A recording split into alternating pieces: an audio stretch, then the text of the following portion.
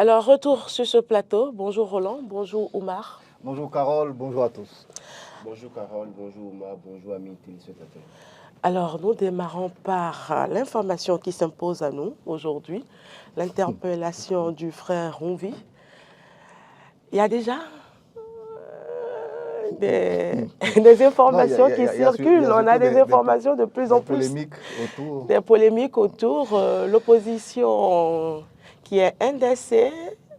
Alors, Oumar. Il paraît même qu'il y a des personnes replacées qui seraient ces informateurs, tout à fait. Et c'est les personnes qui le soutiennent financièrement. Bon, moi ce que je retiens de cette affaire en tant que journaliste, c'est qu'il faut faire très attention.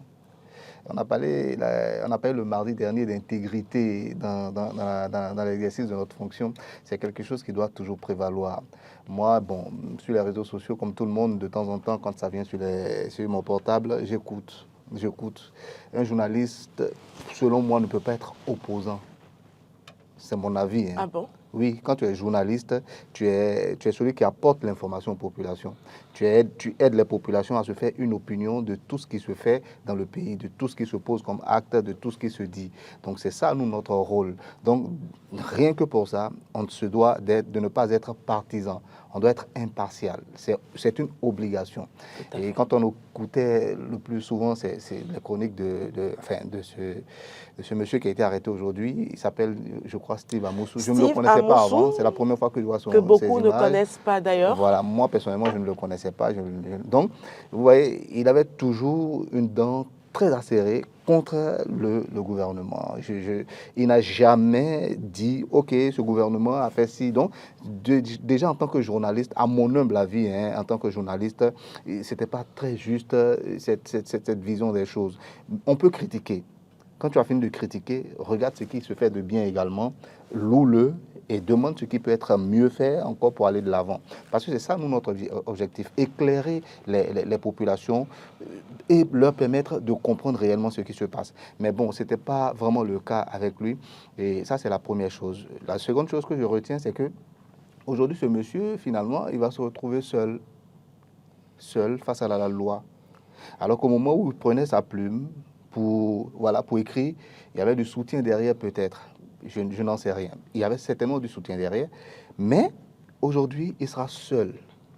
Moi, c'est un appel que je lance à tous les jeunes qui sortent des universités, parce que ce qui l'a animé, c'est la même chose pratiquement qui nous a animés, cette envie-là de liberté d'expression, cette envie-là de s'exprimer, de dire la vérité, c'est ce qui nous pousse généralement dans cette passion-là. Mais lorsqu'on est dedans, faisons quand même attention. La profession a des règles, il y a la déontologie, il y a l'éthique, toutes ces choses-là, il faut les respecter pour ne pas tomber sous le coup de la loi. Vous voyez? Et même quand vous vous faites aider, c'est vous qui portez, comme on appelle, la responsabilité de vos propos. Vous voyez un peu? Donc, tous vos soutiens, lorsque le moment viendra, ne vont pas se porter, ils ne vont pas se désigner responsables de ce que vous avez dit. Voilà ce que moi, je fais comme analyse de toute cette affaire. Donc, faisons très attention. Quand on veut exercer notre métier, c'est vrai, il y a la passion, il y a la fougue, il y a tout. On a envie de dénoncer, on a envie de... Oui, c'est notre rôle. Mais faisons quand même attention à ne pas aller au-delà de ce qui nous incombe comme tâche. Voilà. Alors, Roland Toneikes, 2 anciens députés, 3 hauts directeurs, lui filaient des informations. C'était prévisible. Hein? Quand vous suivez les informations relayées par Roubi dans sa chronique, ce n'est pas les informations qui pouvaient venir de l'opposition. Parce qu'il donnait des précisions par rapport à certaines informations, même à la présidence de la République, même dans les ministères.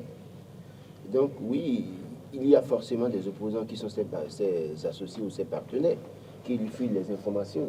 Mais quand on va chercher véritablement, est-ce que c'est seulement les opposants? Est-ce que c'est les opposants seulement? Est-ce qu'il était véritablement seulement la solde des opposants? Je me pose la question, je me dis véritablement qu'il y a matière à se poser mille et une questions. Est-ce que, dans une certaine mesure, ce n'est pas ceux qui sont au pouvoir et qui ont fait de Rouvi ce qu'il est aujourd'hui? Parce que si on a commencé par s'intéresser aux chroniques du frère Rouvi, c'est parce qu'il donnait des informations et qui, pour ma foi, en tout cas pour nous journalistes aussi, certaines informations n'étaient pas fausses quand tu cherches à en vérifier. C'est vrai qu'il y a des choses qu'il dit, on se pose la question de savoir si véritablement ce qu'il dit là, est-ce que c'est vrai? Mais il y a des choses qu'il a dénoncées, il y a des faits, des choses qu'il a dites avec beaucoup de précision. Et je me posais toujours la question de savoir qui informe Frère Rouvi. Alors, Frère Rouvi, Steve Amoussou, quand j'ai vu son image, j'ai souri, parce que c'est un jeune que j'ai connu à Bourg-en-Calavi. Ah bon? Sa mère est professeure. Je l'ai vu au Sujet à Bourg-en-Calavi. L'enfant d'un cadre. Oui, je l'ai vu au Sujet à Bourg-en-Calavi, je l'ai connu. Et donc, quand j'ai vu la photo, j'ai dit, mais c'est la personne ça, mais c'est quelqu'un que je connaissais très bien. Et puis, les noms qui ont été cités, ceux qui ont été arrêtés avec lui, je les connais. Ils sont dans un quartier à Bourg-en-Calavi. Je ne citais pas le quartier. Quand vous allez dans ce quartier, vous parlez de ces jeunes-là, on vous dira oui, oui, oui, oui. Donc, pour vous dire que beaucoup de jeunes, peut-être, se font, est-ce que je dirais, s'ils se font prendre au piège, mais à la limite, parfois, les gens les utilisent. Et après, vous répondez seul. Moi, je ne sais pas, je ne peux pas dire, je ne sais pas combien de fois j'ai été approché par des acteurs politiques avec des documents à l'appui pour dire c'est des preuves, il faut en parler. J'ai dit, je n'en parle pas. Si vous avez un compte à régler avec quelqu'un, allez faites une conférence de presse pour aller dénoncer ça. Moi, je suis analyste, je ne suis pas là pour les dénonciations, tous azimuts, pour salir la réputation de telle ou telle personne. Mais dès lors que j'ai la conviction que je peux parler de ça, j'en parle. Ça, c'est autre chose. Mais là, il a fait des chroniques. On a vu avec quelle fougue Martin Rodriguez a alerté. C'est vrai que il a alerté, et puis on en sait un peu plus sur la situation de Steve Amoussou Frère Rouvi aujourd'hui. Et on voit la réaction de Valentin Djantin, la réaction des démocrates, mais au-delà de tout, il sera seul. Il sera seul. Et dès lors que vous avez... Moi, je n'ai jamais imaginé qu'il était à Lomé à côté. Justement.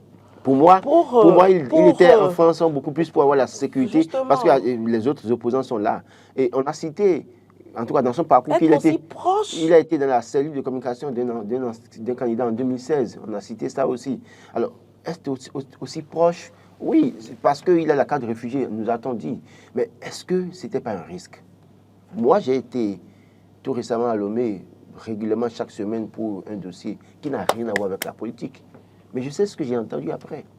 Mais même au niveau de la police nationale du Togo, celui que j'allais voir, pour le dossier qui n'a rien à voir avec la politique, m'a dit, qu'est-ce que vous avez fait pour que les gens vous cherchent à comprendre ce que vous venez faire au Togo comme ça? Pour vous dire, c'est risqué. Et je voulais dire en même temps aux jeunes qui sont à Lomé là, qui pensent qu'ils sont en cachette en train de dénoncer ou bien de critiquer. Calmez-vous et prenez votre destin autrement. Battez-vous autrement.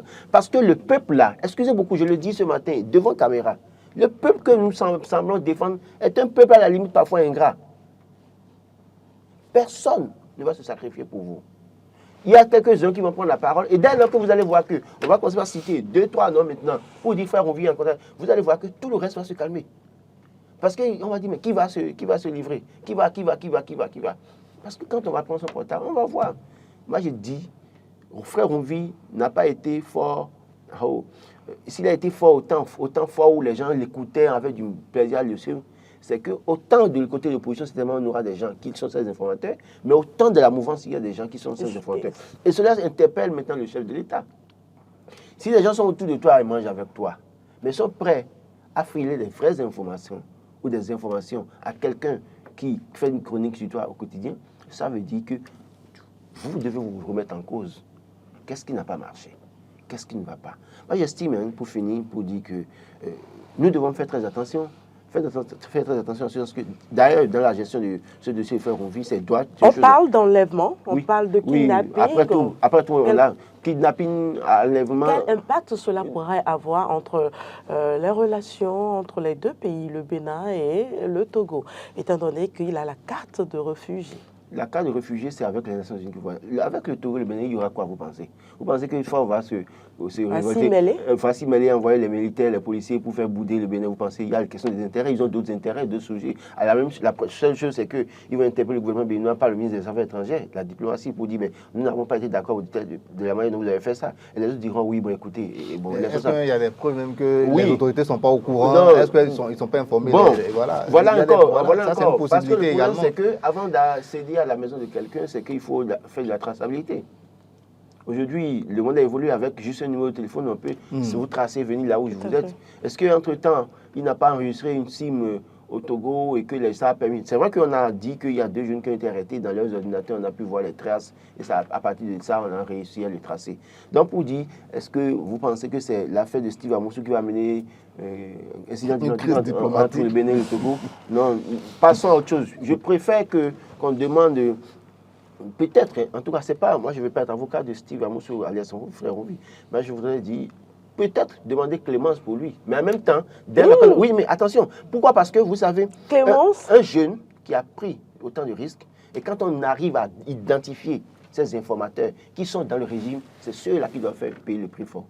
En réalité, c'est ceux-là qui doivent payer le prix fort. Parce qu'en réalité... Le prix fort qu'ils auront à payer, c'est quoi? C'est le licenciement? Non, pas seulement le licenciement. Parce que si le jeune n'avait pas l'information, il ne peut pas faire ses chroniques. Tout à fait. Donc, si on arrive à identifier vraiment des gens dans le système de la rupture qui informaient Steve Amoussou alias Frère Onvi, je pense que c'est eux qui doivent payer le prix fort.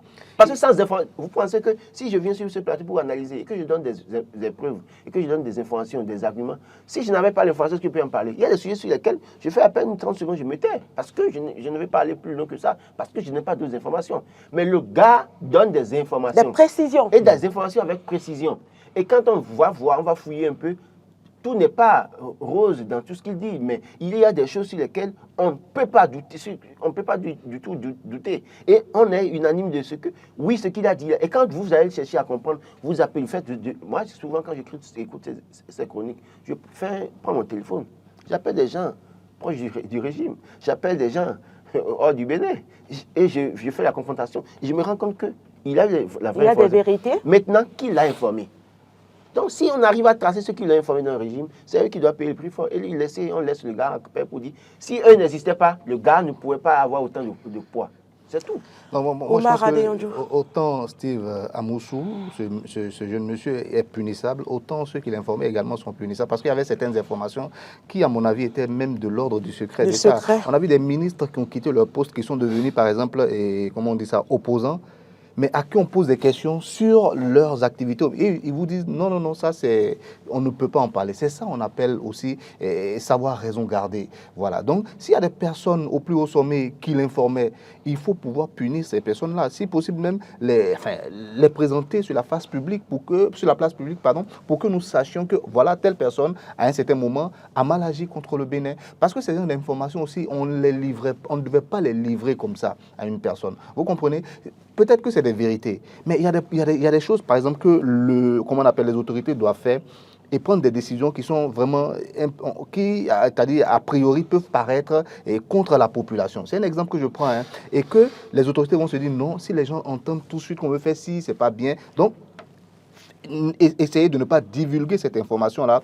Allons d'abord un peu plus loin dans le projet pour que la population même voit que, en réalité, si on prend de telles décisions, c'est parce que si, c'est parce que ça.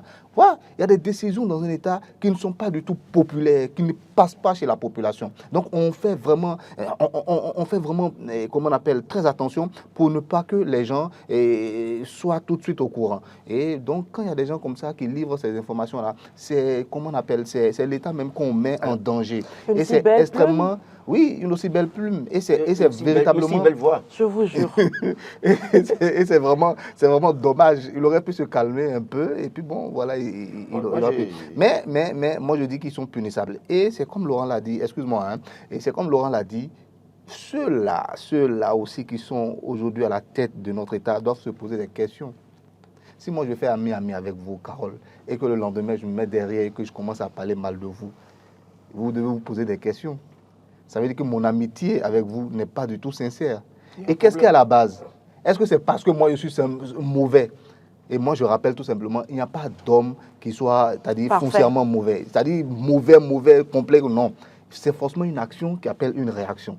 Donc, c'est tellement des agissements, c'est tellement des comportements, c'est tellement des manières de faire. C'est le moment pour tout un chacun également de s'asseoir et de faire son examen de conscience, comme on dit, et de se poser des questions. Comment de telles informations ont pu se retrouver là? Qu'est-ce qu'on a mal fait? Comment est-ce qu'on a mal agi? C'est important également.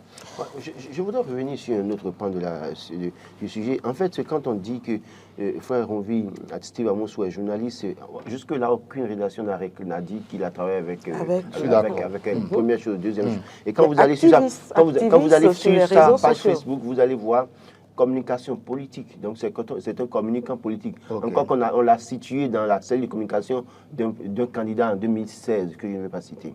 Alors, maintenant, quand Ouma dit qu'un journaliste ne peut pas être opposant, autant des journalistes n'ont pas de gêne à être mouvanciers, à être des propagandistes, oui, je suis d'accord. autant des journalistes peuvent avoir une ligne éditoriale. Parce que tout média a une ligne éditoriale.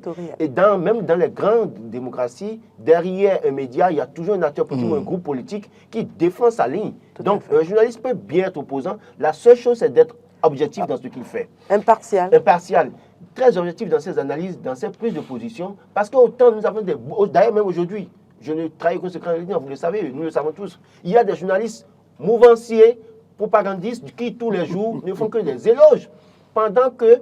C'est pas une bonne chose. Pendant que quand c'est noir, c'est eux qui viennent dire le matin, écrire à la une des journaux que c'est blanc. Vrai. Donc si un journaliste veut choisir d'être opposant, il l'est, mais en étant impartial et objectif. C'est-à-dire qu'il n'est pas là pour tirer tout le temps à boulet rouge sur ce que fait le gouvernement, comme les opposants. Mais sa ligne lui permet de dire oui, nous ne sommes pas d'accord avec ça, mais là c'est... Il se passe telle chose, oui, mais telle chose, c'est pas bon pour le peuple. Donc parce que j'estime qu'au fond, le débat, ça se fait aussi hein, quand on voit confrères ailleurs, les gens, et ils sont à l'aise à avoir leur contrat, à défendre le gouvernement tout le temps, mais les autres ont préféré ne pas avoir de contrat et à défendre aussi leur position, mais on les condamne tout le temps, on veut tout le temps les envoyer en enfer parce qu'on pense qu'ils sont les mauvais citoyens. Non, je crois qu'à un moment donné, on doit pouvoir se comprendre et dire chaque journaliste est libre d'avoir son opinion, mais dans l'impartialité et dans l'objectivité. C'est très important. Oui, je suis d'accord. Peut-être que sur les vocables aussi, on devrait pouvoir s'entendre. Le journaliste ne peut pas être opposant. Il peut avoir une ligne éditoriale, il peut avoir une conviction qui lui est propre et qui peut-être se rapproche de ce que d'un courant politique. C'est possible. Mais agir en tant qu'opposant... Non, il n'est pas militant politique. Voilà, il faut faire... Non, on doit faire l'effort de se démarquer des courants politiques. Voilà. Parce que dès lors que vous rentrez en politique pour faire de la communication, je suis complètement d'accord avec vous. Vous êtes un communicant.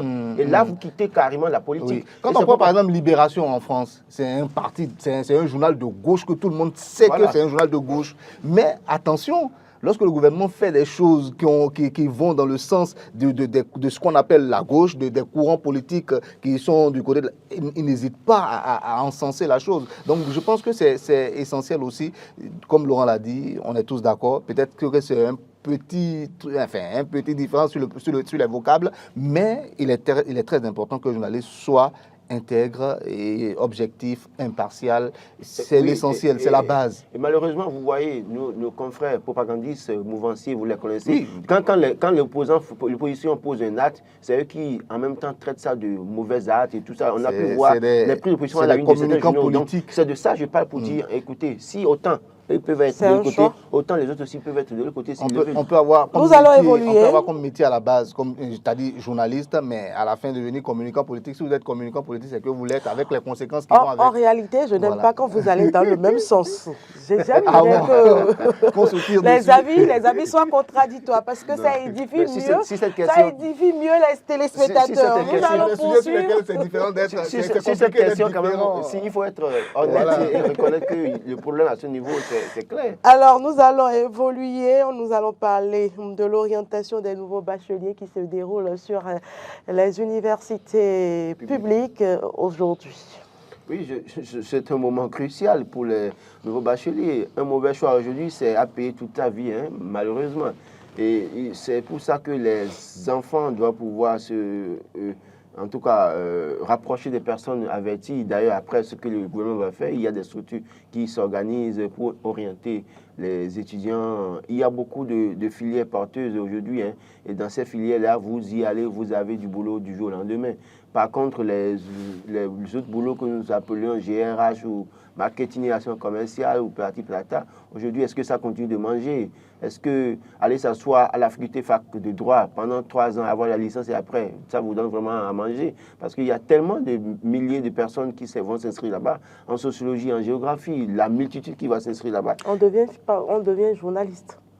Oui, malheureusement. Moi, oui, malheureusement. Mais pas. Je ne suis pas d'accord avec vous. Non, on devient journaliste. Mais c'est une triste réalité. Oui, c'est une triste réalité. Reconnaissons, écoutez, c'est la vérité. Non, c'est réel. Vous et moi, on a fait les facultés. Oui, on a les diplômes. J'ai fait sociologie, moi j'ai fini. Non. Mais heureusement, je suis passé par Radio Univers. Oui. C'est ça qui me donne à manger aujourd'hui. Oui, ce que je veux dire par là, c'est que l'INSAE, qui fait les enquêtes en réalité, doit se concentrer sur les géographes et les sociologues. Ouais. D'accord. Bon, je ne sais pas si... Bon, à un moment donné, ce n'était pas exactement ça. Mais ça commence à s'améliorer un peu, où l'INSAE fait beaucoup plus appel aux sociologues, aux géographes. Sinon, dans un passé récent, ce n'était pas exactement ça. C'est tout ce qu'on trouvait qu'on Oui, les gens venaient par affinité pour venir travailler. Donc, c'est pour vous dire quoi. Et les sociologues ne sont pas aussi des gens qui doivent faire aussi seulement enquête à l'INSAE. C'est des gens qu'on doit consulter quand on a des plans de développement dans des localités. La sociologie, c'est une science charnière qui peut intervenir voilà, vraiment dans presque tous les secteurs. Des réalités socio-culturelles, socio-économiques. Les sociologues participent énormément au développement d'une nation. Oui, l'aménagement du territoire, il faut faire appel aux géographes, tout ça là. Mais au fond, quand on élabore les plans de développement, est-ce qu'on vraiment les écoute? Est-ce qu'on les sollicite? Donc, c'est pour dire que c'est cette manière de faire les choses qui a fait que, malheureusement, beaucoup de sociologues, beaucoup de géographes, beaucoup de je ne sais quoi, on va faire chimie, biologie, géologie, après... C'est ceux qui font les PAC, qui trouvent un poste de laboratoire dans les hôpitaux. Donc, il y a bien envie de demander sur quoi doit-on se baser aujourd'hui? Sur quoi doit-on se baser aujourd'hui? Moi, je dis, la finalité de la formation qu'on va faire à l'université, c'est quoi? C'est quoi? C'est le travail. Oui. On est d'accord. Donc, qu'est-ce qu'il y a comme travail dans notre pays aujourd'hui? Est-ce que ces formations-là existent chez nous? Et ce n'est pas seulement l'étudiant qui doit se poser cette question-là. La question de l'adaptation de la formation aux métiers existants, au secteur du travail, dans le secteur du travail, pardon, c'est une question qui est essentielle. Il y a aussi les compétences. Oui, quand tu as des compétences naturelles, je vais vous dire une chose. Moi, quand j'étais plus jeune, j'étais en seconde C. Mon professeur de français a interpellé mon père et lui a dit, « Monsieur, ce garçon-là, il serait bien qu'il fasse une série littéraire. » Et le professeur de mathématiques l'interpelle également. Lui, voulant réagir, mon père a appelé le professeur de mathématiques, mais il travaille très bien en mathématiques et en biologie, comment est-ce qu'on fait? Le monsieur lui dit, non, laissez tomber. Aujourd'hui, là, c'est les sciences qui marchent, c'est ça, il faut faire les sciences pures et dures. Vous comprenez? Et mon père était convaincu. Donc, vous voyez, c'est le moment où les parents aussi doivent faire très attention. Quelles sont les compétences réelles de l'enfant? C'est important. Et puis, quand vous allez sur le campus, il y a des, comment on appelle, il y a des formations qui sont, je ne sais pas moi, des sciences fondamentales. Je ne sais pas comment vous l'expliquer. Moi, j'ai fait une maîtrise en chimie, comment on appelle, en biochimie et biologie moléculaire. On ne travaille pas dans une usine avec ça. Vous êtes d'accord avec moi? C'est de la recherche fondamentale. C'est-à-dire que pour quelqu'un qui choisit, par exemple, une telle filière, il doit pouvoir aller vraiment très loin, aller au-delà, peut-être même d'un master, avoir un doctorat. Et c'est en ce moment que, voilà, dans ces genres de sciences, on se dit, voilà, c'est le parcours que j'ai choisi, en fait. Maintenant, si toi, tu es un fils de pauvre, c'est un exemple que je prends, hein, même si tu es un fils de riche, et que toi, ton objectif, c'est de trouver rapidement un boulot, mais va faire autre chose. Il y a plein d'autres choses qu'on peut faire, qui ont rapport forcément avec la biologie. Il y a les laborantins, il y a ci, il y a ça. C'est vrai que ce n'est pas accessible à tout le monde, mais il faut pouvoir réfléchir et penser dans ce sens-là. Si tu ne veux pas être enseignant, ne va pas t'asseoir dans des endroits où il n'y a pas de comment on appelle, d'ouvert, enfin, je ne sais pas moi, de métier directement lié à ces choses-là. Tu fais aujourd'hui, tu deviens chimiste aujourd'hui au Bénin, il y a très peu d'usines dans notre pays. Tout à fait. On est d'accord? Donc, déjà, mets-toi en tête que, étant donné qu'il y a très peu d'usines, il y a de fortes chances que je devienne enseignant moi-même. Je ne sais pas si vous comprenez. Donc, c'est les filières. Avant de choisir ces filières, il faut que chaque étudiant se pose la question. Dieu soit loué même qu'aujourd'hui, ça se fait. C'est quelque chose qu'il faut louer. Ça se fait aujourd'hui, on oriente les enfants. À notre époque, justement, je me dis, est-ce que le fait que le gouvernement aujourd'hui prône les formations professionnelles et techniques, ça n'impactera pas également l'orientation des nouveaux bacheliers? Oui, ça aurait forcément un impact positif et c'est l'objectif du gouvernement, c'est de pousser les uns à aller vers ces formations-là, ces formations qui sont, c'est-à-dire sur lesquelles on peut les utiliser directement dans le secteur du travail. Ou eux-mêmes dans la vie active, voilà, ou eux-mêmes créer des emplois qui correspondent forcément comment on appelle, créer plutôt des entreprises qui correspondent aux attentes des populations. Je ne sais pas si vous comprenez. Voilà, donc c'est essentiel de pouvoir se poser ces questions-là. Nous, on n'a pas eu cette chance-là, eux, ils ont cette chance-là. Il faut pouvoir l'encourager et que les gens à l'université également adaptent désormais les formations au marché du travail. C'est essentiel. Il y a tellement de formations à l'université aujourd'hui qui ne correspondent plus vraiment à ce qu'on attend. Je vais vous dire, moi, en 2000, en Côte d'Ivoire, déjà en 2000, il y avait une formation qu'on appelait, on appelait Math Info, c'est-à-dire les mathématiques adaptées à l'informatique. Je ne sais pas si vous comprenez. De sorte que quand l'enfant sort de l'université, il devient peut-être ingénieur en informatique et tout ça. Et ça, c'est des métiers dont on a besoin aujourd'hui. Mais est-ce que ces genres de métiers existent aujourd'hui chez nous? Où on peut avoir une licence dans ces trucs-là? Voilà, c'est des choses qu'on doit se demander. C'est des questions qu'on doit se demander. Même les sociologues, on forme trop les gens de manière trop générale aujourd'hui. La sociologie, je l'ai dit tantôt, c'est une science charnière. Même en matière de sécurité, on a besoin de sociologues. Justice, on a besoin de sociologues. Même dans tous les secteurs, on a besoin. Pourquoi est-ce qu'on ne pourrait pas, comment on appelle la sociologie, et qu'on scinde véritablement les choses, de sorte qu'on peut être sociologue spécialiste de ceci, déjà avec sa licence, sociologue spécialiste de ceci, déjà avec sa licence, c'est essentiel. Mais on n'a pas ça aujourd'hui. C'est le travail, je pense que nos chercheurs, nos professeurs doivent faire également pour pouvoir encourager tous ces parents-là qui investissent chaque jour dans leurs enfants. Voilà, c'est essentiel. Oui, je l'ai dit, il faut revoir, en tout cas, il faut réfléchir à quoi faire. Il ne faut pas se lancer et aller dire je vais faire telle chose à l'université parce que vous avez entendu telle personne parler bien de cette faculté ou de cette école. Qu'est-ce que vous aspirez à devenir demain? Est-ce que les parents identifient en vous, en tout cas, une vocation? Est-ce que les enseignants, moi je l'ai toujours dit, moi, mon enseignant de terminale a identifié en moi la vocation de journaliste, et je l'ai répété à maintes reprises. C'est lui qui me disait en terminale, je vais t'envoyer au CESTI. La seule chose que je n'avais personne pour me prendre en charge au CESTI, parce que ça coûte beaucoup, il n'y avait personne pour me prendre en charge. Mais quand je suis allé à l'université, je me suis dit, mon professeur a dit tant, au moins, au moment que je fais sociologie, si je faisais ça, aujourd'hui, je vis de quoi? Je vis de ça. Donc, il y a forcément quelqu'un qui a identifié en chaque enfant une vocation.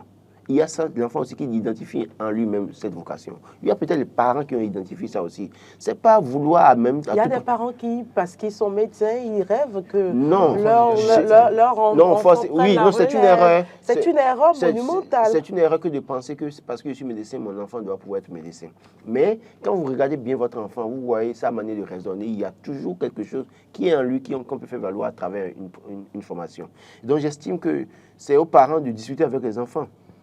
Véritablement, et aux enfants de dire véritablement ce qu'ils souhaitent faire. Vous pouvez être rocade de la République, votre enfant aura envie de chanter. Je connais un ancien ministre influent, dont l'épouse est aussi assez influente, mais leur enfant est devenu artiste. Il n'y a aucun... Il n'y a pas de son métier. Non, oui, il n'y a rien de grave en cela. L'enfant se sent à l'aise en chantant. Qu'il aille chanter.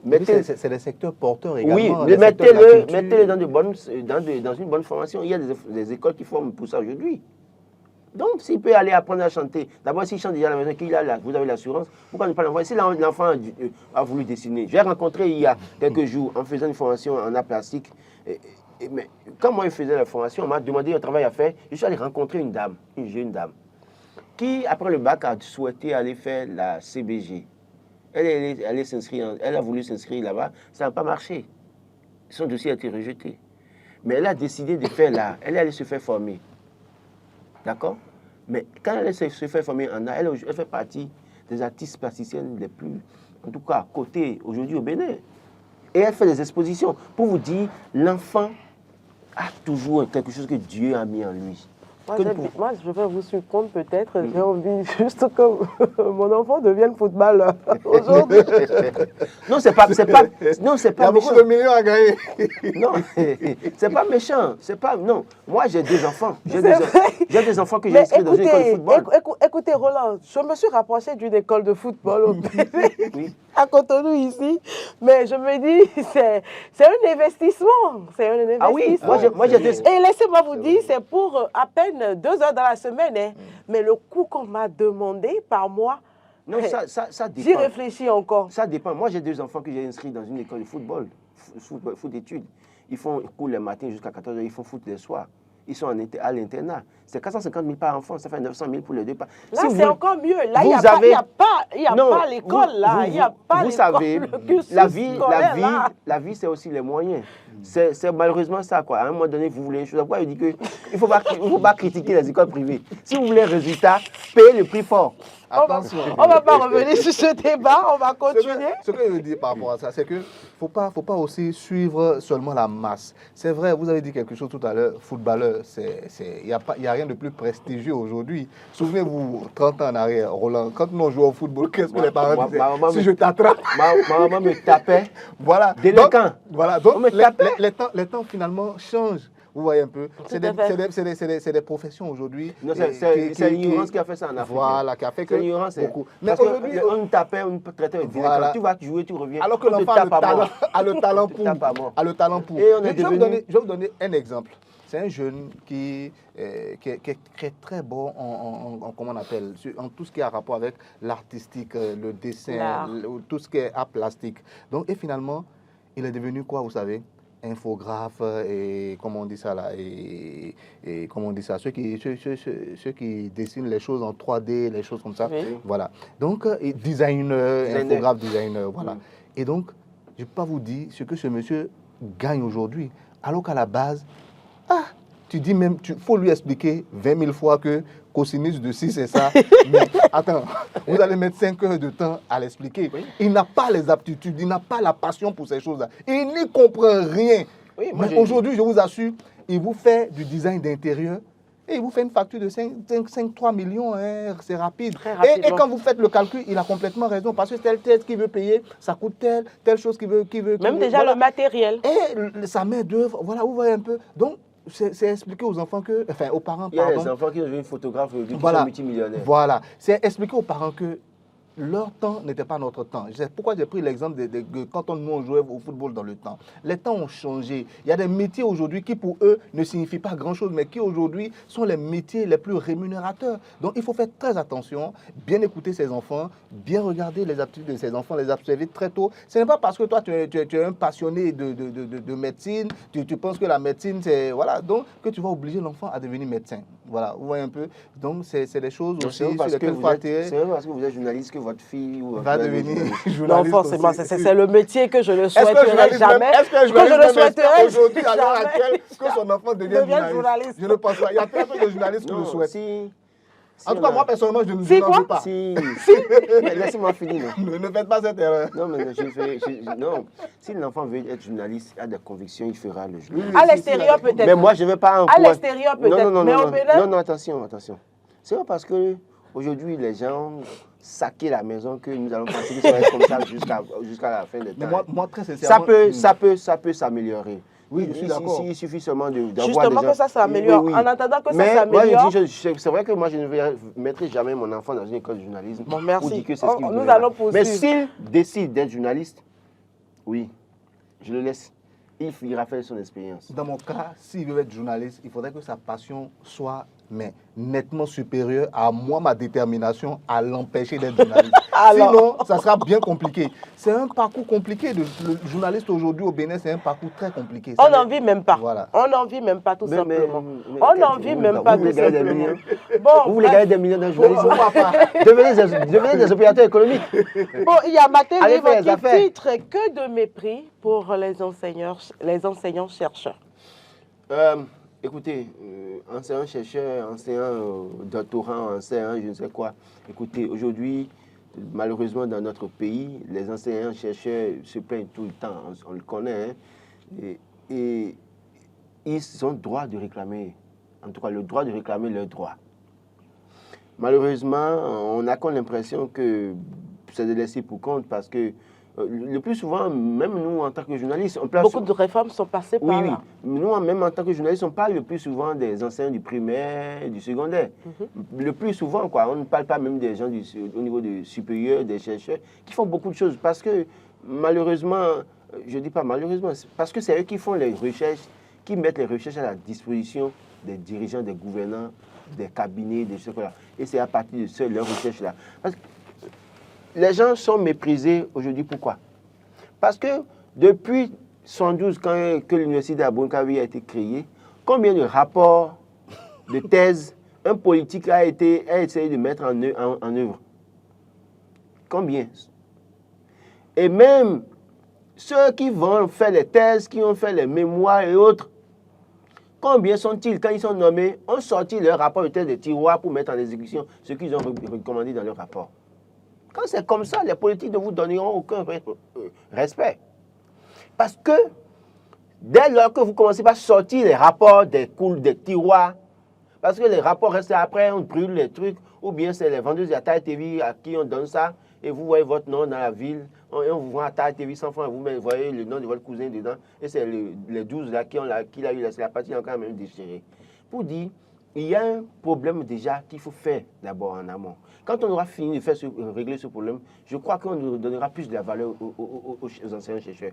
Parce que si la personne fait des recherches sur le carité, et on n'en parle pas du tout, il finit, on dit mention honorable avec félicitation du jury. Mais à aucun moment, dans une politique de commercialisation du carité ou de transformation du carité, on a sorti ce rapport pour dire telle personne a fait telle recherche. Si on ne sort pas, aucun politique ne donnera de valeur à l'enseignant-chercheur. Mais dès lors qu'on dira, quand il finit, il va sur le terrain lui-même, il essaie de rechercher des partenaires. Il dit, voilà ce que j'ai fait, expérimenter ça. Je connais un monsieur qui a été nommé à un poste de responsabilité au niveau du ministère de l'Enseignement supérieur. Il a fait une recherche sur ce qu'on appelle les langouins, les poissons séchés. Les poissons séchés. Mais il a fait ça, il a modernisé ça. Quand il était encore à l'université, j'ai vu avec quel entrain il faisait ça, il mettait ça en valeur. Mais après, quand il a été nommé, j'ai vu que bon, c'est parti comme ça. C'est comme l'autre direct petit. Je n'ai plus jamais entendu parler de ça. Et pourtant, ce langouin-là pouvait remplacer les cubes que nous mangeons, les glutamates que nous mangeons. Évidemment. Donc, il a manqué ça. Aujourd'hui, il y a des femmes qui vous diront, les poissons séchés là, elles achètent ça, elles vont moudre ça, et c'est ça qui sert de comment vous appelez, vous avez un nom que vous les femmes là, cube là, comment vous appelez ça pour camoufler un peu? Rappelez-moi le nom. Allez-y. Donc, il y a les bouillons, voilà, bouillons, c'est ce que vous dites, pour nous blaguer. Donc, en réalité, ça sert de bouillon aujourd'hui. Poisson séché, là, on écrase ça, salé séché, et on met ça dans la sauce, c'est tellement succulent. Moi, j'ai demandé ça chez moi, on me fait ça. S'il y en a dans une bouteille là, pour dire, éliminer un peu ça, parce que les autres là, quand vous allez voir, le monde a évolué. Vous allez sur YouTube, vous voyez comment les gens préparent notre bouillon, magique poulet, magique je ne sais quoi. Nos dames, elles adorent ça. Attendez, il y a ce qui est grave, c'est que papa refuse ça. Maman prépare ça derrière la cuisine. Il dit, alors, papa, ne dis rien à papa. C'est pas bien, changez, chère dame. Mais quand vous mangez dehors, c'est que systématiquement, vous mangez ces bouillons-là. C'est l'argument que les femmes donnent tout le temps. Sauvez-nous. Voilà, il faut sauver tout le monde. Le glutamate, ça tue aussi partout. Justement. Et quand ça tue partout, c'est vous qui commencez à parler dehors. Oumar, très rapidement. Oui, très rapidement. Moi, je voudrais dire une chose. Les enseignants, chercheurs, excusez-moi de le dire ainsi, il y a beaucoup de personnes qui ne sont pas d'accord avec moi. Ce sont les plus intelligents d'entre nous qui sont enseignants-chercheurs. Il faut le reconnaître. On n'atteint pas ce niveau-là parce qu'on veut, mais c'est parce qu'on peut. Oui. C'est des personnes à qui on doit donner tous les honneurs possibles, normalement, dans un État. Parce que ce sont eux l'innovation, ce sont eux la recherche qui permet d'aller de l'avant, ce sont eux le développement. Ils interviennent dans presque tous les secteurs. Aujourd'hui, le Bénin, quelquefois, de temps en temps, il y a des djihadistes qui nous attaquent dans le nord. Mais ces personnes-là, moi j'ai été une fois à l'université et j'ai écouté des gens parler, et des enseignants-chercheurs, des personnes de hautes éminences grises de notre pays qui ont pu établir un rapport entre le terrorisme et les différends qu'ils peuvent avoir entre les populations. Je ne sais pas si vous comprenez. C'est-à-dire le terreau qui va rendre le terrorisme fertile dans notre pays, si jamais on n'y prend pas garde, ça serait qu'on laisse, par exemple, les populations avoir des différentes entre elles. Chez nous, il y a des populations qui sont bergères, il y a des populations qui sont plutôt sédentaires et cultivateurs, et qu'il y a des affrontements entre eux. Voilà. Donc, si on laisse ces genres d'affrontements arriver, c'est qu'on crée le terreau fertile au terrorisme. Donc, une personne qui arrive à une telle conclusion, est-ce qu'il n'est pas très utile pour un pays? c'est de la science fondamentale. Ce n'est pas quelque chose qu'il va faire pour gagner de l'argent. Il le fait parce qu'on doit le faire dans un pays. Et c'est ça qui fait avancer les gens. Partout dans le monde, on a créé Silicon Valley aux États-Unis, on a créé ici, c'est des chercheurs qui travaillent là. Je ne sais pas si vous comprenez, vos applications que vous utilisez, c'est des gens qui sont assis, qui ont le doctorat, qui enseigne à l'université. Dès qu'il a fini d'enseigner, il court rapidement s'asseoir maintenant pour aller attraper son ordinateur. Les applications, c'est beaucoup plus dans d'autres pays, c'est même des enfants de 17 ans, 13 ans. Vous voyez. C'est parce qu'ici, on s'amuse. Voilà. Donc, non, mais ça, dans le secteur de la technologie, des nouvelles technologies, ça, vous avez raison. Mais dans bien d'autres secteurs, je vous assure, même le secteur textile, tout ce que vous voyez, le gars, il a fini d'enseigner à l'université, il repart encore au laboratoire. C'est des rats de labo. C'est des gens qui restent tout le temps dans les livres, tout simplement parce qu'ils ont cette passion, c'est vrai, mais ils ont envie de faire évoluer le pays, de hisser le plus haut possible les couleurs du Bénin à travers leur travail. Alors, comment les valoriser aujourd'hui? Il faut sortir les rapports, voilà, les mettre et suivre. Déjà, tout ce qu'on veut faire, c'est tenir compte des rapports. Oui, déjà eux-mêmes, qu'ils arrivent, qu'ils trouvent les voies et moyens pour exposer le plus possible leur travail. C'est important. Il ne faut pas se contenter... Après la soutenance, il faut communiquer. Voilà. Il ne faut pas se contenter simplement des articles qu'on fait dans les revues scientifiques. Là. Non, les revues scientifiques, ce n'est pas tout le monde qui le lit. Moi, je vous assure, il y a des professeurs d'université chez nous, en sciences humaines, en sciences, même les sciences les pures et dures, en biologie et tout, qui font des publications presque tout le temps. Hein, déjà, dès le doctorat, il médiatise ça. Voilà. Non, c'est la soutenance qui est médiatisée. Après, la soutenance qui est médiatisée, on dit, au moins, on dû devenir docteur. Voilà. Et donc, tout le monde va commencer à dire docteur, c'est ça. C'est pour juste que le titre soit appelé. Après cela, le travail qu'on a fait pour que la société évolue, le travail qu'on a fait pour qu'on puisse peut-être comprendre plus ou moins le fonctionnement, par exemple, d'un virus qui cause des maladies très graves. Je vous assure, il y a des Béninois qui travaillent dans tous les secteurs dans ce sens-là. Mais leur travail n'est pas connu, donc c'est normal qu'on les prenne pour des va-nu-pieds, des gens qui ne servent à rien, alors qu'en réalité, c'est des personnes qui sont importantes dans un pays comme le nôtre, un pays en voie de développement. C'est des gens qu'on doit mettre en avant. Mais bon, c'est vrai aujourd'hui que chaque gouvernement aussi, excusez-moi Laurent, je prends un peu de temps, chaque gouvernement a le droit de choisir la ligne dans laquelle il veut avancer. Aujourd'hui, c'est beaucoup plus, comment on appelle, la formation professionnelle qui intéresse beaucoup plus. Donc tout ce qui a rapport avec le fondamental, tout ça, bon, ça a été peut-être relégué un peu au second plan. C'est le moment aussi de réfléchir et de savoir que ces personnes-là aussi sont très, très, très importantes et qu'il faut les écouter.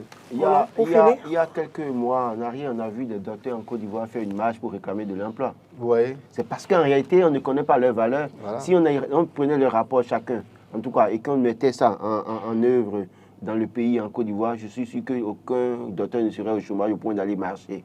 Cela suppose qu'à un moment donné, dans bien des secteurs, on va faire appel à certains parmi eux pour dire, mais ta thèse pose sur tel thème, qu'est-ce qu'il faut faire, qu'est-ce que tu nous apportes, et là, il est payé. Je donne l'exemple de Jacques Ayadi, tout récemment docteur. Son thème, c'est étude de la réactivité de la cendre de gousse de mil pour une meilleure utilisation comme ajout cimentaire dans les bétons. Vous voyez, cendre de gousse de mil comme ajout cimentaire dans les bétons. Les gousses de mil que nous on jette. Voilà. À peine on pense à depuis qu'il a fait sa soutenance-là, est-ce qu'on lui a permis d'aller sur le terrain et on a expérimenté? C'est vrai qu'avant de faire la thèse, c'est qu'il a fait les recherches, ils ont expérimenté. Mais est-ce qu'il y a parti de ça, depuis sa soutenance-là, est-ce que les gouvernants lui ont fait appel? C'est vrai qu'il est dans l'appareil d'État. Mais est-ce qu'on lui a fait appel pour dire, bon, désormais là, qu'est-ce que ça apporte? Est-ce que c'est parce que si on fait ça, est-ce que ça donne de la fraîcheur? Quelles sont les décisions qu'on peut prendre pour vraiment booster cette innovation? On va le voir chaque fois, on va dire docteur Ayadi, docteur Ayadi, docteur Ayadi. Le rapport sera rangé dans les tiroirs. Et c'est fini. Pourtant, je connais des gens dans ce pays qui vont vous dire, même pour, écoutez, les bambous, les gens utilisent ça comme du fer et font des poteaux. Parce que le bambou résiste au temps pendant des années. Mais comment il faut faire pour mettre ça en valeur? Des gens ont fait des recherches sur ça, ont soutenu sur ça. Combien de personnes ont construit dans nos localités, même dans nos villages là, et ont cherché à mettre du bambou à l'intérieur? Tout le monde veut, vous voulez, non? Vous savez, c'est le standard que l'Européen nous a amené là. C'est ça que nous voulons faire tous. Et pourtant, moi, j'ai allé au Palais Royal de l'Eda. Il y a un bâtiment qui est là, étage R+1. C'est en terre, en tout cas, terre rouge. Avec dalles, tout, avec des madriers. Et ça réalise depuis des années. Pourquoi on ne peut pas aller faire des recherches comme ça? Les gens font des recherches comme ça. Ça nous permet d'avoir des bâtiments qui répondent, en tout cas, à la protection de l'environnement. Ce n'est pas impossible. Mais après, il ne faudra pas s'étonner du fait qu'il y a la fuite des cerveaux. Je vous assure, même dans certaines disciplines aujourd'hui, il y a plus de Béninois à l'extérieur. Quand on prend États-Unis, Canada, France, Italie, tous ces pays-là réunis, dans certains secteurs, ils sont même plus nombreux à l'extérieur qu'à l'intérieur. Quelques-uns, quelquefois, se rappellent du pays et se disent, bon, vers la fin, là, je vais aller il y a un jeune béninois, il est actuellement en France et il a fait l'université de Corse, je ne vais pas citer son nom. Il a soutenu sa thèse il y a quelques jours. Il a fait une recherche ici au Bénin. Il a soutenu ici au Bénin pour sa maîtrise, sauf erreur de ma part. Personne ne l'a pris au sérieux. Personne. Il a même demandé à travailler avec des structures. Personne ne l'a pris au sérieux. Quand il a déposé sa demande vers la France, du côté de la France, et a continué, il a été là-bas, on l'a coopté.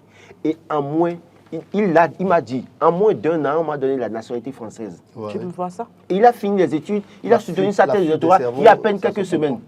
Il dit, mais je suis resté là, les anciens qui sont là ne voulaient pas me permettre d'évoluer. En même temps, quand je vais proposer mes recherches à des gens, les gens disent, mais on va faire quoi avec ça, on va faire quoi avec ça. Mais quand il est allé du côté de la France, on l'a coopté. On lui a donné la nationalité en moins d'1 an. Alors, valorisons nos enseignants-chercheurs. Il faut commencer déjà par sortir les rapports des tiroirs d'abord, les thèses là, des tiroirs d'abord. Et commencer par dire, dans tel problème du coton là, qui a fait recherche sur le coton, on va les appeler. Quand on va commencer par comprendre la nécessité, l'importance des chercheurs dans la République, je crois qu'ils ne seront plus méprisés. C'est le véritable problème. Alors, pour boucler cette deuxième rubrique de cette émission, nous allons nous intéresser à l'insécurité grandissante à Abomey-Calavi. Des voleurs qui opèrent dans la ZOPA dans l'indifférence. Oui, la ZOPA, c'est une zone de grande insécurité. Bon, je voulais en même temps profiter, parce que vous faites bien de me poser la question. Depuis quelques jours, le poteau devant ma maison ne s'allume plus, alors que tous les poteaux de l'avant s'allument. Je ne sais pas ce que j'ai fait à la SBDC. D'accord? Tous les poteaux dans l'avant s'allument, sauf le poteau devant ma maison. Venez, parce que la dernière fois, il y a vu une moto démarrer en trombe. Peut-être qu'on veut vous kidnapper aussi. Pas moi. Plaise à Dieu. Dieu va me protéger. De toute façon, s'il y a quelque chose, oui, moi je répondrai. Allez-y, c'était juste. Mais je vous dis, SBD, pardon, réglez, venez ça, parce qu'il y a une sécurité dans la zone. Vous voyez, dans la zone, j'ai dit une fois ici, après ma maison, il y a des jeunes qui font euro. Même quand ce n'est pas fait du vaudou. Ils se lèvent la nuit et tu commences à entendre un bruit de euro. Et quand les gens veulent passer sur la voie, les gens ont peur. C'est pas, bon, vous connaissez bien ma maison, je n'ai pas besoin de vous indiquer ça. Donc, qui connaît ta maison? Ils connaissent bien ma maison, je n'ai pas besoin d'indiquer ça. Vous pensez que vous ne connaissez pas là où vous restez, vous connaissez bien ma maison, je n'ai pas besoin d'indiquer ça. Donc, il y a un euro chez moi tout le temps. Et quand ils font ça, on sait que c'est pour voler. Venez nous sauver. Zopa, les gens, même là, les gens continuent de prendre des motos. Au milieu de la nuit, moi, il m'arrive de ne pas dormir jusqu'à 3h du matin. Et tu entends un bruit au loin. La personne est en train de crier. C'est moi qui vais sortir. Pour faire quoi? Je n'ai pas d'arme. Il y a un cas qui s'est produit. Donc, j'estime qu'il y a un véritable problème qu'il faut régler. Il n'y a pas très longtemps, le long du Goudron Move, quand vous êtes à Kassato, le long du Goudron Move, il y a un type qui vend de la viande, les Nigériens qui vendent de la viande. Pendant que quelqu'un garde sa moto, le temps d'acheter de la viande, le système est tellement bien rodé chez ces gars-là qu'il y a toute une masse qui s'est formée devant le vendeur. Donc, tout de suite, la moto s'est retrouvée isolée et ils sont partis avec la moto. Ça s'est passé il y a seulement quelques jours. Je vous dis, c'est pour vous dire mercredi passé, ça s'est passé chez moi à l'église. Voilà. On fait une prière matinale tous les matins de 6h à 7h. On était en train de prier, le monsieur rentre dans l'église, il fait comme s'il est venu faire la prière. Fort heureusement, le pasteur principal qui était sur l'autel, quand il a vu le geste, moi j'étais derrière la caméra. Et il me regarde, il me fait la main comme ça. Il a eu le réflexe, il a eu le message, il dit d'aller. J'ai suivi le monsieur, en fait j'ai traîné un peu, mais le monsieur était à côté d'une moto et il manipulait son portable, il regardait à gauche et à droite. Quand je suis sorti, il m'a vu automatiquement. Il avait non, mais quand il était debout là, sur le carrefour, automatiquement, il y avait un monsieur qui sur une moto là, qui a mis un par-dessus avec capuchon, je sais quoi là. Et puis, au loin, il y a un monsieur qui était là-bas, qui avait un téléphone aussi, qui communiquait avec lui. Quand je suis sorti, il m'a vu comme ça, je laisse saluer, il dit bonjour et il est parti. De loin, je l'ai observé. Après, celui qui est assis sur la moto aussi a disparu. Celui qui est de l'autre côté, ils se sont rencontrés dans une rue, partie. Pour dire quoi, clairement, il y a une certaine recrudescence. Oui. Ça veut dire que la police, je les remercie énormément. Ils font un gros boulot parce que d'ailleurs même c'est visible ce qu'ils font. On les voit partout aujourd'hui. Donc, il faudrait peut-être dans la zone d'Abomey-Calavi essayer d'intensifier les actions pour dissuader un peu ces gens-là. Vous voyez, le temps de payer juste de la viande grillée, on vous prend votre moto derrière. Il y a une recrudescence. Et moi, il n'y a pas très longtemps également, je garde mon engin, je mets mon sac d'ordinateur comme ça. Mais le temps de parler avec quelqu'un, un mécanicien que je rencontre, telle chose, est-ce que c'est... Mais il y a quelqu'un qui était déjà à côté de mon sac. Mais j'étais dépassé par les événements. Quand je me suis retourné, je l'ai regardé, mais il a changé tout de suite de visage, il a commencé à... J'ai dit, mais qu'est-ce que ça veut dire? En plein jour, dans Calavi. Vous respirez l'argent. Je respire l'argent, comment? Je gagne quoi, Roland? Merci à vous, Roland Tonneikes. Vous avez les barbes blanches de quelqu'un qui a l'argent. Merci, Roland Tonneikes. Merci, moi, Adéantou.